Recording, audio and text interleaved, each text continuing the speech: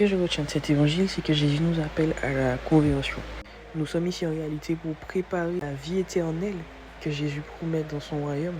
Le but en vivant ici est de se rapprocher au maximum de Dieu, de vivre à son image pour que le jour où il reviendra, nous soyons assurés de monter avec lui au royaume de Dieu. Et dans cet évangile, il nous appelle à la conversion dès maintenant, parce qu'il est écrit que nul ne connaît ni le jour ni l'heure à laquelle le Fils de l'homme reviendra. Donc il est important de se tenir prêt pour ce grand jour.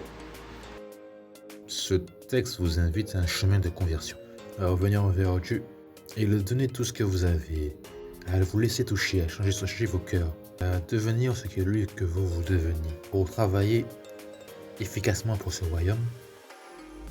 Mais le vigneron lui répondit, « Maître, laisse-le encore cette année, le temps que je bêche autour pour y mettre du fumier.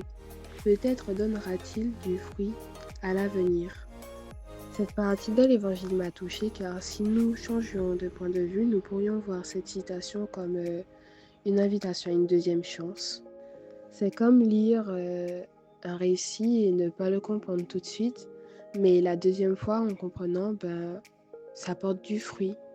On peut découvrir de nouvelles choses. Pourtant, c'est le même récit, c'est juste qu'on l'a compris dans un autre sens. Dans cet évangile, on observe que Jésus nous fait un appel à la conversion, car on observait beaucoup d'injustice dans l'affaire des Galiléens qui lui a été apportée. Ils ont subi des choses qu'ils ne méritaient pas. Et Jésus précise que si on ne se convertit pas, on périra quand même. Or, Jésus, c'est le chemin, la vérité et la vie. En lui, on a la vie éternelle. Ça peut nous faire penser également aux cendres. Quand on nous impose les cendres pendant la messe le mercredi décembre, on nous dit convertissez-vous et croyez à l'évangile. Et c'est un appel à la conversion. Nous arrivons au 3e dimanche de Carême et l'évangile nous rappelle que si on ne se convertit pas, on périra nous-mêmes. À quasi mi-parcours, ça nous rappelle effectivement cet engagement du Carême. Convertissez-vous et croyez en l'évangile. Jésus nous enseigne. Il nous enseigne avec patience, mais aussi avec force et vérité. Et c'est une vérité qui n'est pas toujours facile à entendre pour nous. Jésus nous dit, si vous ne vous convertissez pas, vous périrez tous de même. Peut-être devrions-nous faire le point avec nous-mêmes, faire le point avec l'Esprit Saint et voir quels fruits nos efforts de carême ont déjà pu porter dans notre vie, pour notre âme, mais aussi dans la vie des autres qui nous entourent. Espérer qu'on ne coupera pas l'arbre que nous sommes pour porter toujours plus de fruits dans la vie de nos frères et sœurs. Le message qu'on essaie de nous faire passer, que certes, on peut se dire que telle personne a commis tel péché, ce sera impossible de se faire pardonner, mais qu'il a toujours le temps de se repentir et de passer du bon côté.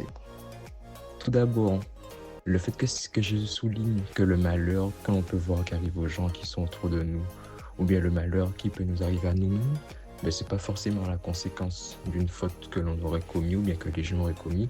Et ça m'a fait penser au livre de Job. Le fait de voir Jésus qui parle des faits divers, on va dire, qui se passent dans la cité, avec l'incident de la tour de Siloé, ça montre que Jésus est informé de ce qui se passait autour de lui à son époque. Je me dis que ce même Jésus qui s'informait des maux de ses contemporains et de tout ce qui se passait autour de lui, autant pour tous nos maux à nous, tous nos soucis, toutes nos situations difficiles, il est aussi informé et il agit aussi pour nous, même si on ne le voit pas toujours. Et puis il y a la parabole qui nous montre un Jésus qui a entièrement confiance en nous. Il est convaincu que en fait, nous sommes capables de porter du fruit par sa grâce. Il apaise la colère du Père, il travaille la terre qui nous entoure, il nous donne le fumier qui est l'Esprit Saint pour que nous soyons vraiment dans les bonnes conditions. Et puis il attend, il espère que nous puissions avoir une vraie conversion et puis que tout le mal qui se soit donné, ce ne soit pas pour rien. Et que vraiment, face à tout ce qu'il a fait pour moi, que je ne m'obstine pas dans le péché et puis que vraiment je puisse le rendre heureux. À travers cet évangile, Jésus nous montre que malgré les faits qui lui sont rapportés, il sait que ce n'est pas le pire péché. Mais il nous recommande de faire mieux. Jésus est amour, miséricordieux. Il nous donne toujours une chance de nous repentir. de faire de bonnes actions, de porter de bons fruits. La parole de Dieu, elle est vie, elle est d'actualité. Alors en ce jour et à l'avenir, saisissons les opportunités que notre grand frère Jésus nous donne, parce qu'il veut que chacune de nous qui avons la foi en lui, puissions acquérir la place qu'il nous a préparée à la cité céleste.